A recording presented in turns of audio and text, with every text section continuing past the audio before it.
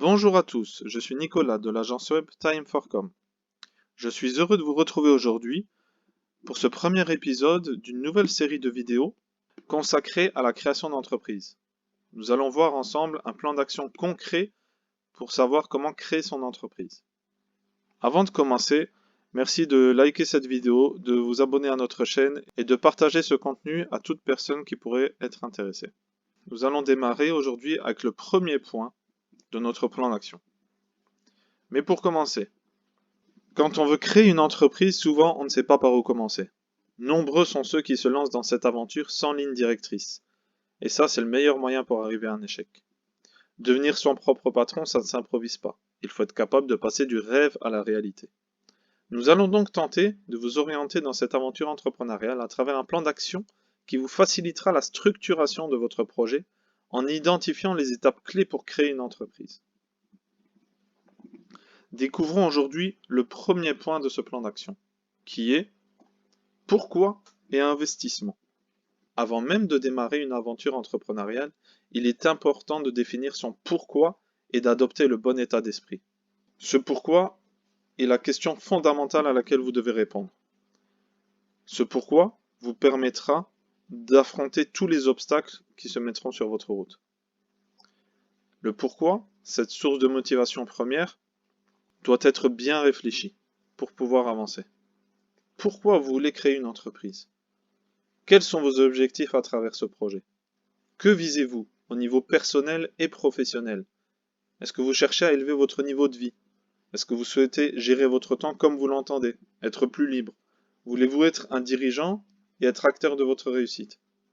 Est-ce que vous souhaitez avoir plus de temps pour vous, pour votre famille? Peut-être qu'il y a des choses dans votre travail que vous ne pouvez pas faire, vous ne vous sentez pas libre, vous êtes frustré, ou bien sur le niveau professionnel, vous cherchez plus de challenge, une activité plus enrichissante, un travail différent de ce que vous faites. Donc cette motivation première, ce pourquoi, est un élément fondamental de la réussite de votre projet. C'est ce qui vous permettra d'avancer et de surmonter de nombreux obstacles. Il y a de nombreuses raisons qui peuvent vous pousser à la création d'une entreprise. Saurez-vous vous investir sérieusement dans ce projet? Aurez-vous la motivation nécessaire pour surmonter les moments difficiles? Saurez-vous faire preuve de lucidité pour changer de cap si cela s'avérait nécessaire? Évidemment, vous allez rencontrer des difficultés. Rien ne se passe jamais comme prévu. Que ce soit dans la création d'une entreprise ou dans la vie en général, il y a toujours des obstacles auxquels on ne s'attendait pas. Il y a toujours des choses qui arrivent qui n'étaient pas prévues à la base. C'est pour ça qu'on disait au début qu'il faut être capable de passer du rêve à la réalité.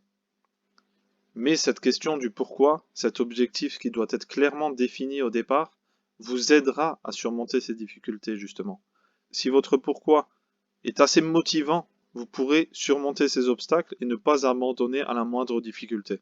Bien sûr, en ayant fait toutes les causes possibles pour la réussite de votre projet, si vous voyez que cela ne mène à rien, il faudra être capable de changer de cap, il faudra faire preuve de lucidité à ce moment-là. Et éventuellement de changer de produit, si vous êtes vendeur, changer de catégorie de produit, viser une autre clientèle, ou peut-être même changer carrément d'activité. Ou alors délaisser le monde de l'entrepreneuriat parce que tout le monde n'est pas fait pour cela. Vous devez également mesurer l'impact qu'aura ce projet dans votre vie personnelle. Les fonds à investir, le temps à consacrer à l'activité, le soutien familial, etc. Comptez-vous démarrer cette activité seul ou en vous associant? Si vous êtes avec une ou plusieurs autres personnes, qui sont-ils? Famille, amis, connaissances. Saurez-vous vous parler franchement pour mener à bien votre projet? Par exemple, si votre associé manque de ponctualité, est-ce que vous saurez lui en parler? Après vous être évalué vous-même pour savoir si vous serez capable de gérer cette entreprise, vous devrez aussi évaluer les autres. Sont-ils vraiment motivés, sérieux? À quel point s'engagent-ils avec vous? Exemple, investissement en capitaux, en biens ou en temps. Il faudra être capable de communiquer avec vos associés. Déterminer à la base déjà si vos objectifs sont communs, si leur source de motivation est comme la vôtre assez puissante pour leur permettre d'avancer, de ne pas abandonner et de ne pas vous lâcher en cours de route. Il y a des avantages et des inconvénients dans tout. Si vous démarrez une entreprise seul, en solo, vous aurez les avantages de tout gérer vous-même, d'être seul maître à bord, de prendre toutes les décisions. L'inconvénient sera aussi que vous serez seul justement à assurer un certain nombre de tâches qui vous demanderont beaucoup de temps, L'investissement financier sera aussi beaucoup plus lourd puisque c'est vous qui mettrez tout l'argent dans la société. A contrario, avec des associés, l'investissement en temps sera moindre, en argent également. Vous aurez une vision plus large de votre activité, avec des personnes qui ne pensent pas comme vous, mais qui peuvent être complémentaires. Mais l'inconvénient sera bien sûr qu'il faut s'entendre avec ses associés, qu'il faut être capable de communiquer, et que vous n'aurez peut-être pas les mêmes envies, et il faudra prendre les décisions en commun. Bien sûr, tous ces points sont très importants, et c'est les premières choses auxquelles vous devez répondre avant de démarrer un projet. Même avant de savoir précisément dans quelle activité vous souhaitez vous lancer. Je vous dis rendez-vous la semaine prochaine pour la deuxième partie de notre plan d'action, dont le titre sera « Définir son projet », encore un élément fondamental pour la création de son entreprise. Et en attendant, visitez notre site web et nos réseaux sociaux www.timeforcom.com.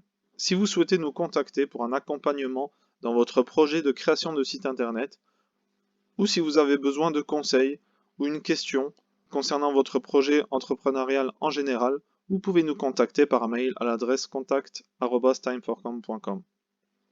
Je vous invite également à commenter cette vidéo si vous avez des questions ou des remarques. N'hésitez pas à commenter, à partager. On se fera un plaisir de vous y répondre.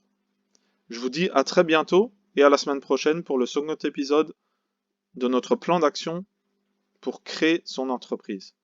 À bientôt!